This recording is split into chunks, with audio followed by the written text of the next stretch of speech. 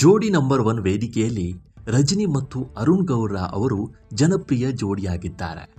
Gym, body building ಮೂಲಕವೇ ಈ ಜೋಡಿ ಪರಿಚಯವಾಗಿದ್ದು, ಪ್ರೀತಿ ಮೂಡಿ ನಂತರ ಮದುವೆ ಎಂಬ ಪವಿತ್ರ ಬಂಧನದಲ್ಲಿ ಒಂದಾಗಿದ್ದಾರೆ. ಇದೆಲ್ಲ ಒಂದು ಕಡೆಯಾದರೆ, ನಟಿ ರಜನಿ ಅವರಿಗೆ ಗಂಡನ ವೃತ್ತಿಯ ಕುರಿತು ಆತಂಕ ಶುರುವಾಗಿದೆಯಂತೆ. ಅನಾಹುತ ಸಂಭವಿಸುತ್ತಾ ಈ ಬಾಡಿ ಬಿಲ್ಡಿಂಗ್ ವೃತ್ತಿ ಬೇಕಾ ಎಂಬ ಪ್ರಶ್ನೆಗಳನ್ನು ಕೇಳಿದ್ದಾರೆ. ಮನದಲ್ಲಿ ಮಡುಗಟ್ಟಿದ ನೋವನ್ನು ತೋಡಿಕೊಂಡಿದ್ದಾರೆ. ಅವರ ಸಂಭಾಷಣೆ ಏನೇನು ಆಯಿತು ಅನ್ನೋದರ ವಿವರ ಇಲ್ಲಿದೆ ನೋಡಿ.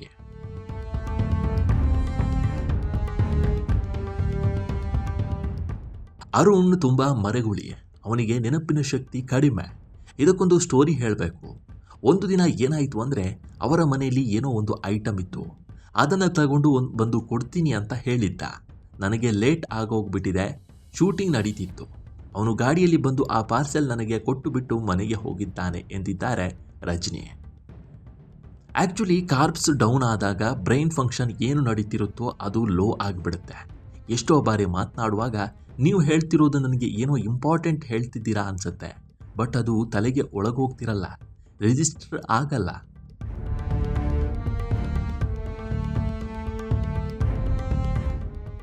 ಆಮೇಲೆ ನನಗೆ ಗೊತ್ತಾಗುತ್ತೆ ಏನೋ ಹೇಳಿದ್ರಲ್ಲ ಅಂತ. ಈ ರೀತಿ ದೇಹದಲ್ಲಿ ಕಾರ್ಬ್ಸ್ ಡೌನ್ ಆದಾಗ ಆಗುವ ಅನಾಹುತವನ್ನು ತಮಾಷೆಯಾಗಿ ಹೇಳಿದ್ದಾರೆ ಅರುಣ್ ಗೌಡ. ಇದಕ್ಕೆ ಪ್ರತಿಯಾಗಿ ರಜನಿ ಒಂದು ಪ್ರಶ್ನೆ ಕೇಳಿದ್ದಾರೆ.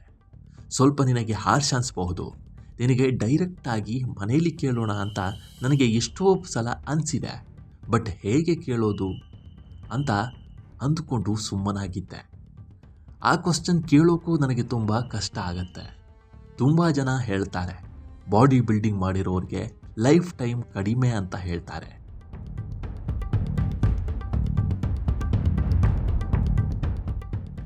ವೈ ಬಾಡಿ ಬಿಲ್ಡಿಂಗ್, ಬೇರೆ ಏನಾದರೂ ಮಾಡಬಹುದಿತ್ತೇನೋ ಎಂದು ಜೋರಾಗಿ ಅಳುವುದಕ್ಕೆ ಶುರು ಮಾಡ್ತಾರೆ ನಟಿ ರಜನಿ.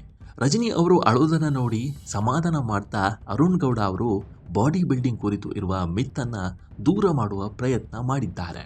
ವರ್ಲ್ಡ್ನಲ್ಲಿ ಬಾಡಿ ಬಿಲ್ಡರ್ಸ್ 5% ಸತ್ತರೆ ಆಲ್ಕೋಹಾಲ್ ಕುಡಿದು 80% ಜನ ಸಾಯ್ತಾರೆ. ಬಾಡಿ ಬಿಲ್ಡರ್ಸ್ ಸೇಫಾ? ಆಲ್ಕೋಹಾಲ್ ಕುಡಿಯೋರು ಸೇಫಾ? ಅದಕ್ಕೆಲ್ಲ ಪ್ರಿಕಾಷನ್ ತಗೊಂಡೇ ಮಾಡ್ತಿರೋದು ಅಲ್ವಾ?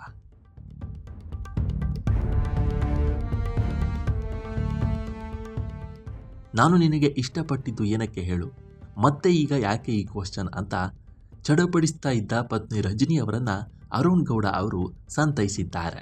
ಜೋಡಿ ನಂಬರ್ 1 ವೇದಿಕೆಯಲ್ಲಿ ನಡೆದ ಈ ಪ್ರಸಂಗ ಇದೀಗ ವಿಡಿಯೋ ವೈರಲ್ ಆಗ್ತಾ ಇದೆ. ಈ ಬಗ್ಗೆ ನಿಮ್ಮ ಅಭಿಪ್ರಾಯ ಏನು ಅನ್ನೋದನ್ನ ಕಾಮೆಂಟ್ ಮೂಲಕ ತಿಳಿಸಿ.